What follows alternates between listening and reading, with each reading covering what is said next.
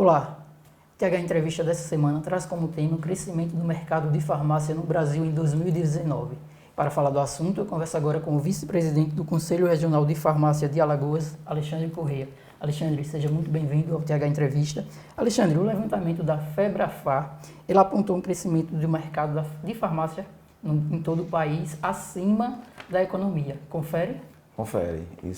Boa tarde, isso é um crescimento não só em 2019. Então a gente vem com o crescimento no mercado farmacêutico já em 2017, né, ele cresceu em torno de 10%.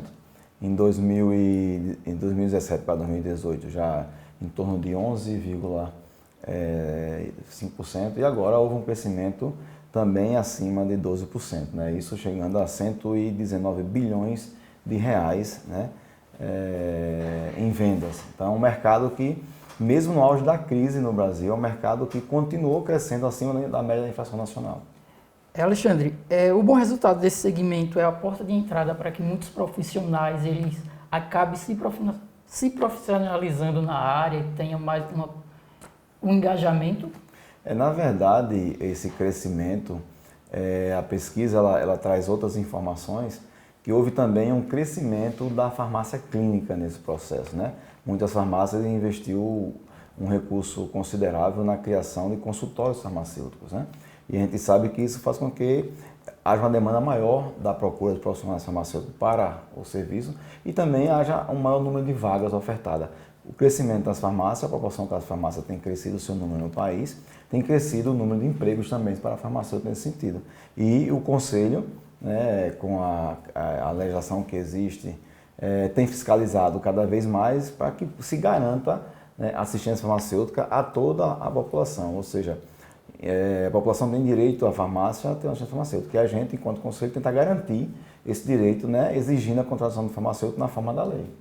Alexandre, essa parte da fiscalização, foi importante você ressaltar isso, porque tanto aqui em Alagoas como em grande parte do país existem essas drogarias que parecem mini mercados com variedades de produto, além dos produtos que seriam itens ideais para se vender em farmácia. Existe uma fiscalização? O que você acha, o que o Conselho acha disso? Não, existe uma fiscalização do Conselho, né? A gente não pode interferir nesse processo, porque isso aí é um processo sanitário.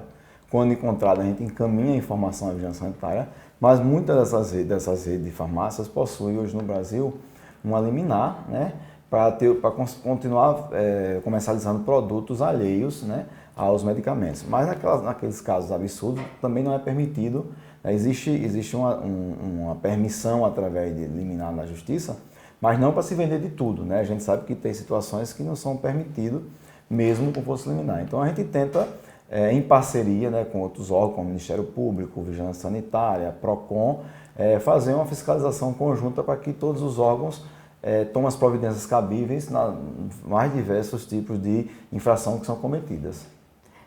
Atualmente, mais pessoas estão tendo maior acesso às farmácias, principalmente por conta do envelhecimento e da dificuldade do nosso sistema de saúde.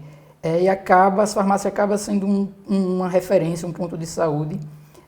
Na avaliação do Conselho, isso é um dado preocupante. O trabalho das farmácias é diferenciado do posto de saúde, de alguma unidade?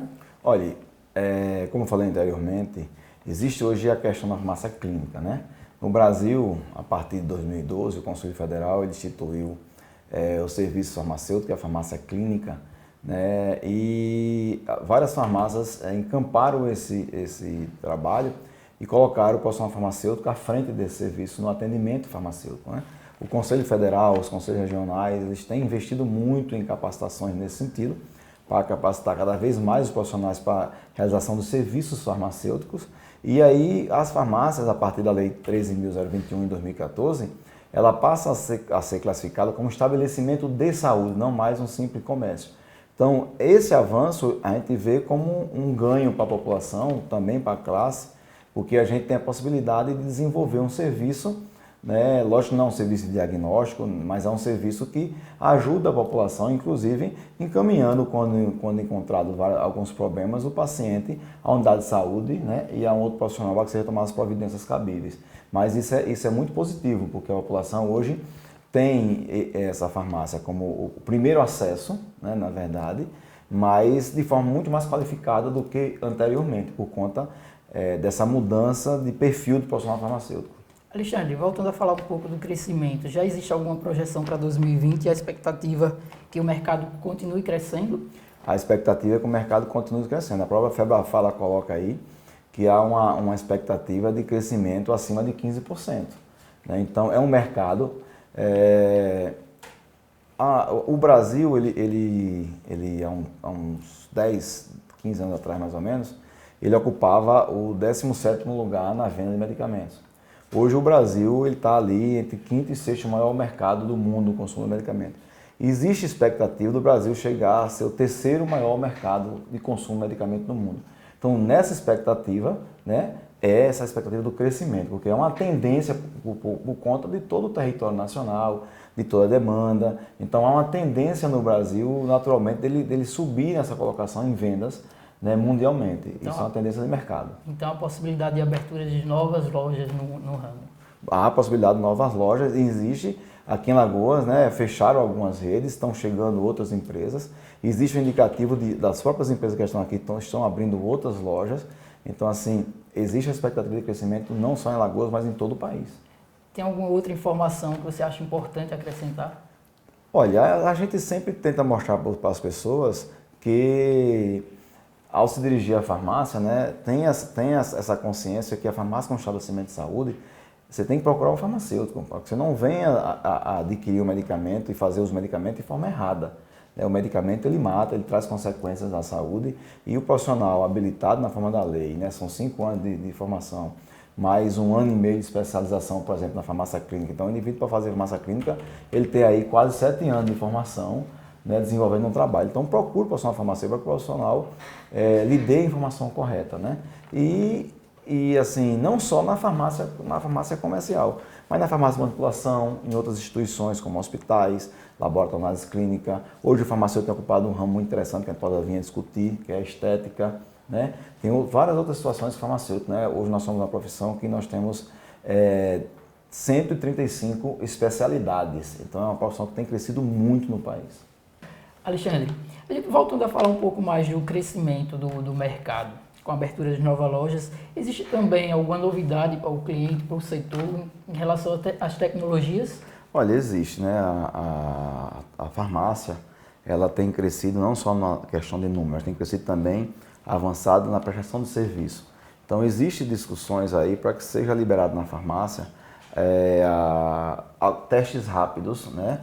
Vários testes rápidos, para que nesse atendimento de serviço farmacêutico possa se trazer, né, alguns parâmetros bioquímicos nesse sentido, e alguns inclusive já são feitos, né, como glicemia capilar, algumas coisas são feitas, mas existe a discussão na própria Anvisa da liberação. Também com o advento da lei, as farmácias hoje estão sendo autorizadas a comercializar vacinas. A Lei 13.021, desde 2014, ela diz isso e a Anvisa já autorizou a comercialização de vacinas pelas farmácias. Isso é uma inovação, que antes só tinha nas clínicas, né, especializadas.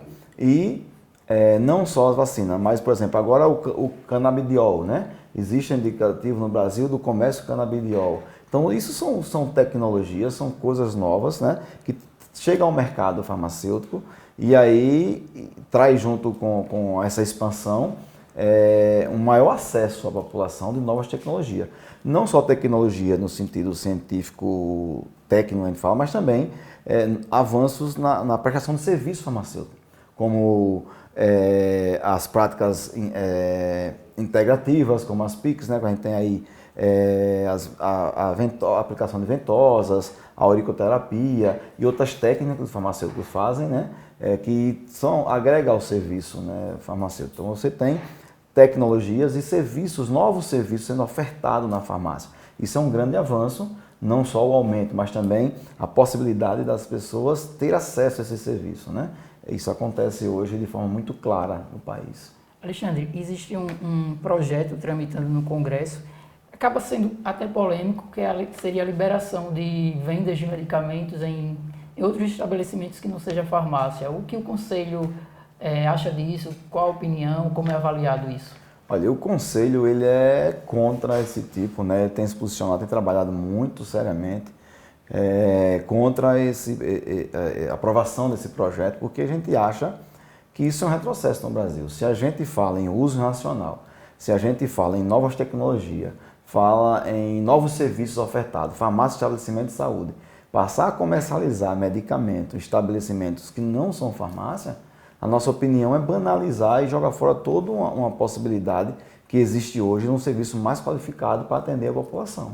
Inclusive trazendo risco à saúde da população, porque a gente sabe que existem medicamentos classificados no Brasil como MIPs, que são medicamentos isentos de prescrição médica, que em outros países são proibidos, como por exemplo a própria dipirona, ou em outros países são controlados, que você vê o nível de perigo que tem alguns medicamentos, em outros países, em Alagoas no Brasil é comercializado de forma abertamente. Isso chegando a ser comercializado em estabelecimentos que não tem nenhum critério de fiscalização, isso é difícil, A gente é contra por conta dessa falta de qualificação, e de regulamentação para o comércio de medicamentos, uma vez que o medicamento é coisa séria. Alexandre, já que a gente está falando de saúde, existe uma mobilização em todo o Brasil e fora também, por conta do coronavírus. O Conselho está realizando alguma campanha, algumas atividades em relação a essa temática tão importante?